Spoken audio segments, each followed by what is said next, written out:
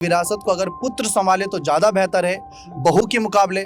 तो हेमंत अगर राज्यसभा जाते हैं तो पार्टी को केंद्र के नजरिए से भी आगे बढ़ा सकते हैं और राज्य की सीएम कुर्सी पर अपनी पत्नी को ला सकते हैं। क्या ये झारखंड की राज्यसभा की 2 सीटों को लेकर अब घमासान मचने वाला है, क्योंकि दोनों सीट खाली होंगी और दोनों सीटों पर जेएमएम दावा कर रही है। कांग्रेस की तरफ से भी पूरी कोशिश होगी कि एक सीट अपने खाते में ली जाए, क्योंकि गठबंधन की साथी है।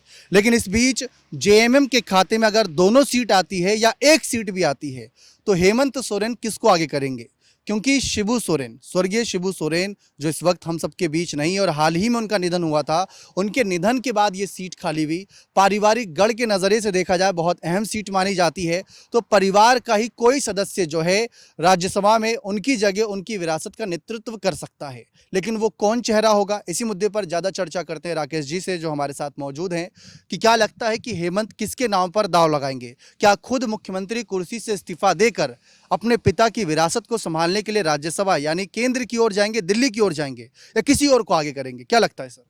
देखिए, हेमंत सोरेन किसी और को आगे करेंगे, क्योंकि चीफ मिनिस्टर छोड़कर कोई राज्यसभा की कुर्सी नहीं चाहेगा। शिबू सोरेन जब राज्यसभा थे तो दो चीज़ें थी और सबसे बड़ा कारण था, एक उनका उम्र और दूसरा स्वास्थ्य। जब आप मुख्यमंत्री रहते हैं तो आपको कई कार्यक्रमों में जाना होता है, बैठकें करनी होती है, कैबिनेट अटेंड करनी होती है, कई फैसले लेने होते हैं। तो शिबू सोरेन उस कंडीशन में नहीं थे कि इतना काम वो देख सके और इतना काम कर सके। हेमंत सोरेन को उन्होंने अपनी गद्दी दी, अपनी विरासत दी, उत्तराधिकारी बनाया और झारखंड आज हेमंत सोरेन संभाल रहे हैं। मुझे लगता है कि अगर राज्यसभा जाना हुआ तो बहुत हद तक कल्पना सोरेन जा सकती हैं, क्योंकि इसको मैं ऐसे जोड़ना चाहूँगा कि मुलायम सिंह यादव, आप देखिए, मुलायम सिंह यादव का जब देहांत हुआ और मैनपुरी की सीट खाली हुई तो उनकी बहू ने संभाला। वैसे ही आप देखेंगे कि शिबू सोरेन की विरासत उनकी बहू राज्यसभा जाकर संभाल सकती है। दूसरा, सीता सोरेन, क्योंकि सीता सोरेन बीजेपी में गई और ये कहते हुए गई कि उनको पूरा सम्मान नहीं मिला, उनके पति ने खूब संघर्ष किया, उनको सम्मान नहीं मिला, तो मैं बीजेपी में जा रही हूँ। बीजेपी ने भी एक तरीके से कोशिश करी कि सोरेन परिवार में ये भीतर घात करने में हम कामयाब रहे और सीता सोरेन कुछ वोटों का कन्वर्जन करेगी और सोरेन परिवार का जो वोट बैंक है वो बीजेपी में कन्वर्ट होगा। बीजेपी उसमें कामयाब नहीं हुई, तो ये हो सकता है कि हेमंत सोरेन और कल्पना सोरेन पहले भी कह चुके हैं जब झारखंड का चुनाव था कि परिवार एकजुट रहे तो बहुत बेहतर है। तो सीता सोरेन को भी भेजकर वापस से जो परिवार टूट गया था उसको जोड़ सकते हैं, क्योंकि सीता सोरेन बीजेपी के लिए कोई तुरुप का इक्का साबित हुई नहीं। सीता सोरेन भी सत्ता से बहुत दूर है, जिस सत्ता के लिए वो बीजेपी में गई वो वहाँ जाकर उनका पूरा नहीं हुआ। तीसरा, अंजनी सोरेन, बड़ा दिलचस्प नाम है, शिबू सोरेन की पुत्री। अंजनी सोरेन को भी जेएमएम राज्यसभा भेज सकती है। तो हम लोगों के हिसाब से जो एनालिसिस है, ये 3 नाम हो सकते हैं। देखिए, आपने जैसा कहा कि कोई मुख्यमंत्री कुर्सी से इस्तीफा देकर राज्यसभा क्यों जाएगा, पड़ोसी राज्य बिहार में यही मोड़ पर राज्य है कि नीतीश सीएम कुर्सी से अब इस्तीफा दे सकते हैं, ऐसी खबरें, और राज्यसभा जा सकते हैं। तो कुछ भी राजनीति में असंभव नहीं है, ये देखा जा सकता है। लेकिन एक और नाम है चंपई सोरेन का, सीनियर नेता है। सीता सोरेन बीजेपी के लिए किफ़ायदी जो है फ़ायदेमंद साबित नहीं हुई। चंपई सोरेन लेकिन कोल्हान प्रमंडल के एक बड़े नेता माने जाते हैं। कोल्हान टाइगर उन्हें कहा जाता है। वो अपने बेटे को राजनीति में ला रहे हैं, 2 बार चुनाव भी लड़वाया, दोनों बार हार भी गए। लेकिन चंपई सोरेन एक बड़ा नाम है। तो क्या सीता सोरेन से बेहतर है कि चंपई सोरेन को वापस लाने के लिए उनको राज्यसभा कुर्सी का लालच दिया जाए और जो उनकी सरायकेला सीट होगी वो उनके बेटे के नाम पर कर दी जाए? देखिए, मैं एक तो अपने दर्शकों को बता दूं कि चंपई सोरेन जेएमएम में आए कैसे। जब शिबू सोरेन पार्टी स्थापित कर रहे थे, जेएमएम बना रहे थे, तो शहर शहर गांव गांव घूमकर वो लोगों को जोड़ रहे थे। चंपई सोरेन उनको वहीं मिले। चंपई सोरेन जो उस बैठक के कोऑर्डिनेटर थे, संयोजक थे, शिबू सोरेन ने बोला कि इस लड़के को मुझसे मिलाओ, मैं इससे मिलना चाहता हूँ।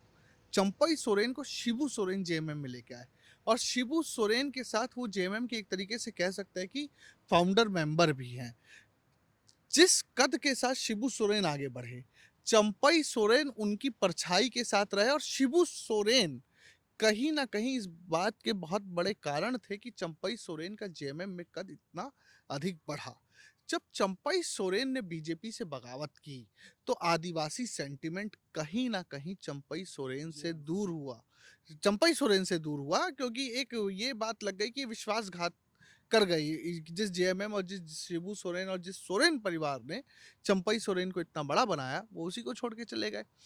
बीजेपी को ये लगा कि उनकी बहुत बड़ी कामयाबी है, चंपई सोरेन ने अपने सुपुत्र को लड़ाया, वो भी किफ़ायती साबित नहीं हुए। कारण ये सबसे बड़ा दीपक जी यही है कि ये जो पारिवारिक दल है, आप एक बैक स्टेज एक्टर अच्छे हो सकते हैं जेएमएम को आगे बढ़ाने के लिए, लेकिन पब्लिक सेंटिमेंट किससे जुड़ा है? हम लोग पहले भी कह चुके हैं, ये सोरेन परिवार से जुड़ा है, शिबू सोरेन से जुड़ा है।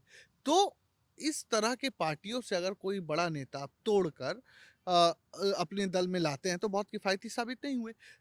चंपई सोरेन वापस आ सकते हैं, मेरे को एक ऐसी उम्मीद दिखती है, क्योंकि आप देखिए चुनाव के बाद चंपई सोरेन भी कहाँ हैं? कोई चर्चा नहीं है, कोई मीडिया में बात नहीं है।